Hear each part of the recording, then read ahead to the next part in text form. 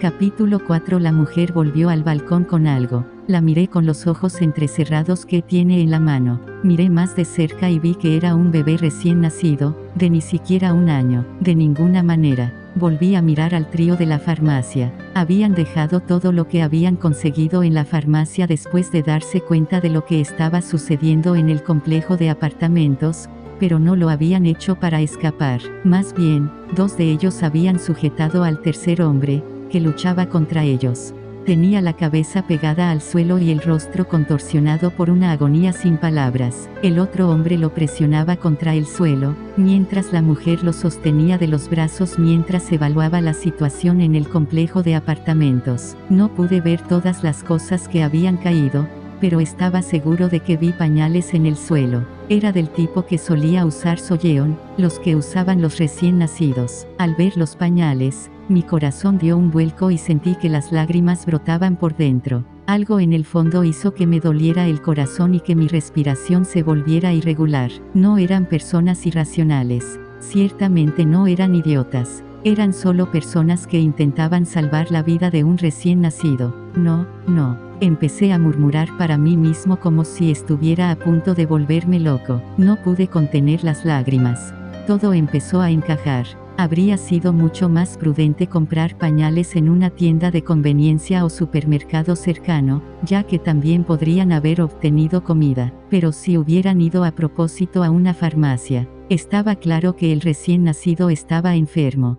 Probablemente necesitaban antifebriles, y parecía que habían guardado un par de pañales. No era raro que los recién nacidos tuvieran fiebres que alcanzaban los 39 a 40 grados centígrados, y no tomar medicamentos en el momento adecuado podría provocar autismo. 1. Nada de esto de los zombies habría importado si mi hijo hubiera estado pasando por lo mismo, y aunque ellos eran más lentos durante el día, el hecho de que ellos eran peligrosos no cambiaba. No podía imaginar lo que estaba sintiendo el hombre en el suelo. Me dolía el corazón como nunca antes. Quería ayudarlos de alguna manera. DRRK. Podía oír la ventana del balcón abriéndose desde lejos. Rápidamente me sequé las lágrimas y miré hacia el séptimo piso del apartamento 101. La mujer salió con el recién nacido en brazos. Pude ver que la puerta de su casa ya estaba medio demolida. Se paró en el balcón y, después de un momento de vacilación, se subió a la barandilla. Un jadeo escapó inadvertidamente de mis labios. Le pedí a Dios que no hiciera el movimiento equivocado. ¿No hay alguna manera de ayudarla? ¿No puedo ayudarla de alguna manera? En ese momento, un pensamiento cruzó mi mente. Me dirigí directamente a la cómoda de mi esposa en el dormitorio principal y regresé con su espejo de mano. La luna brillaba intensamente y este espejo de mano sería su última esperanza. Lo usé para reflejar la luz de la luna y hacerle saber que estaba allí. El repentino rayo de luz que brillaba sobre ella pareció hacerla reflexionar. Parecía que estaba en la unidad 704. Sin dudarlo, dirigí la luz hacia el balcón de la unidad 705. Sus ojos también seguían la luz. No estaba muy lejos. Llegar a la unidad 703 fue un poco exagerado, pero la unidad 705 fue más que posible. La mujer comenzó a moverse hacia la unidad 705, mirando hacia el suelo de abajo, el balcón de la unidad, y luego hacia el suelo nuevamente. Definitivamente era demasiado pronto para darse por vencido. Apreté los puños y la insté en silencio. Puedes hacerlo. Lo lograrás. Respiró hondo y saltó hacia el balcón. Clank. Oh Jesucristo. No pude contenerme. Parecía como si el tiempo se hubiera detenido. La escena frente a mí quedó completamente quieta, como una foto Polaroid. De todas las cosas que podrían haber pasado, su tobillo tuvo que quedar atrapado en la barandilla mientras daba el salto. Perdió el equilibrio y usó ambos brazos para estabilizarse. Mientras se agitaba, el bebé que estaba en sus brazos, lo vi caer. No podía creer lo que se estaba desarrollando frente a mí. No podía dejar de temblar, como si estuviera sufriendo una convulsión. Sintiéndome mareado, respiré hondo, preguntándome cuánto tiempo había estado conteniendo la respiración. Empecé a respirar con dificultad para compensar todo el aire que me había perdido. Mi corazón estaba a punto de explotar y estaba llorando. Con los ojos inyectados en sangre, volví a mirarlos. La mujer se había desplomado en el suelo, con la cabeza asomando por la barandilla, mirando al suelo. Se había quedado quieta y silenciosa como una tumba, como si estuviera sumida en un pantano de desesperación y culpa. Antes de que se diera cuenta, ellos habían salido al balcón de la unidad 704 y se acercaban a ella, gritando y gruñendo. Los ruidos la hicieron volver en sí y los miró directamente a los ojos.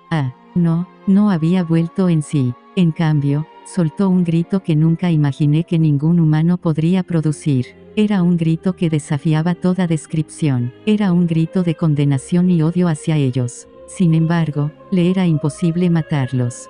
Parecía que ella también lo sabía. Sin dudarlo, volvió a subirse a la barandilla. No, y en ese momento, fui testigo de una persona en caída libre. Splat.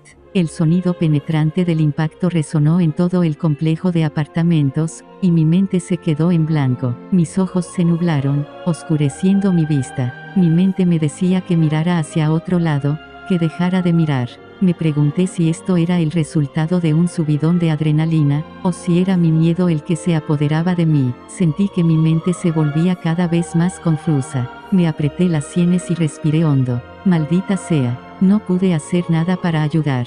Todo lo que había hecho era sentarme allí cómodamente, presentándole opciones a la mujer, y la opción que le había dado solo la había traído desesperación. Me pregunté quién había causado su muerte, si yo o ellos. Miré mis manos temblorosas sin comprender. No era más que una persona inútil y temblorosa. Yo no era más que un observador débil y cobarde. Lo único que pude hacer fue llorar en silencio. Y a pesar de todo, me había tapado la boca, por si acaso Solleon se despertaba. No era más que un hipócrita. Había pasado un tiempo desde la última vez que soñé. Soñé con el momento en que conocí a mi esposa. Estaba sentada sola en un café, mirando hacia afuera. Me senté en una mesa frente a la suya. No pude evitar sonreír mientras la observaba. Nos miramos a los ojos y ella comenzó a hablarme con una sonrisa en su rostro. Por alguna razón, no podía entender lo que estaba diciendo. Me incliné hacia ella y sus palabras me golpearon. Despierta, cobarde. Me desperté con el corazón roto, jadeando. Un rayo de sol brillaba en la habitación, y me volví para ver el reloj. Ya eran más de las 5 de la tarde. Dejé escapar un profundo suspiro y me froté la cara. Me pregunté cuándo me había quedado dormido. Esperaba no haberme desmayado. Pero sobre todo, ¿por qué tuve un sueño tan extraño? ¿Era posible que mi esposa hubiera muerto? ¿Aparecía mi esposa muerta en mis sueños para maldecirme? Me mordí el labio y cerré los ojos con fuerza. Papá, escucho ruidos extraños desde afuera. Pude ver que los ruidos estaban inquietando a Solleon. Estaba inquieta mientras hacía una mueca. Sus ojos estaban llenos de miedo. Fue entonces cuando volví a mis sentidos. Podía oír sus llamadas. Volví a mirar por la ventana para comprobar la situación, y no podía creer lo que estaba viendo. Estaba en estado de shock y rápidamente cerré las cortinas. Ellos nos miraban mientras nos llamaban. ¿Por qué? ¿Por qué es todo esto también un sueño? Me abofeteé a mí mismo para ver si lo era. Todavía podía oír sus llamadas, pero ahora también me dolía la mejilla. Esto no fue un sueño. Cada vez más nervioso, tartamudeé un poco y le pregunté a Solleon, cariño, hiciste un ruido fuerte. Ella negó con la cabeza. Entonces, ¿tiraste algo a la ventana, o hiciste algo? Volvió a negar con la cabeza. Entonces, ¿qué demonios hiciste para llamar su atención? Mientras la interrogaba, mi expresión se volvió aterradora, empujándola al borde de las lágrimas. Me rasqué la cabeza y dejé escapar un suspiro. Vamos a calmarnos. No es su culpa. No estoy pensando con claridad. Me arrodillé y abracé a Solleon, con la esperanza de que supiera lo mucho que sentía. Papá lo siente, pero no hice nada malo. Papá sabe. Papá se despertó y no estaba pensando con claridad. Papá lo siente. La tranquilicé y volví a la ventana. Abrí las cortinas para ver qué pasaba. Me di cuenta de que uno de ellos me lanzaba una mirada de muerte. Era la mujer a la que le faltaba una pierna. Era la criatura que siempre agitaba los brazos mientras miraba hacia el balcón del 5º piso. Cuando fijé mis ojos en él, sentí escalofríos en mi columna vertebral. Tenía que ser ella. Lo que hizo que todos ellos se reunieran aquí. Tenía que ser ella. ¿Pero por qué? Es decir, me vio, pero nunca nos atacó. Me puse a pensar, Aunque mi mente no estaba en su punto más racional y en ese momento, recordé lo que había hecho la noche anterior. El espejo de mano. Probablemente les había dado a ellos la sensación de que también había un superviviente aquí. Parecía pura especulación, pero era la única razón posible que se me ocurría. Agarré una bolsa y rápidamente la llené con toda la comida que pude meter en ella, junto con una manta y algo de ropa para cambiarme. Quería poner más adentro, pero mi bolso ya estaba lleno hasta el borde. Mientras hacía las maletas, no podía dejar de pensar en ellos.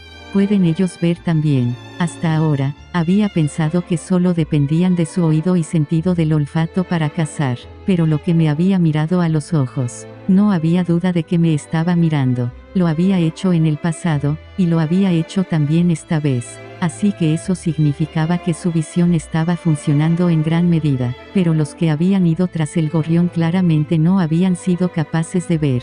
¿Podría el virus haber mutado, permitiendo que algunos de ellos mantuvieran su visión? Las mutaciones parecían explicar perfectamente la situación. Pero si es así, toda la información que había obtenido al observarlos era inútil ahora.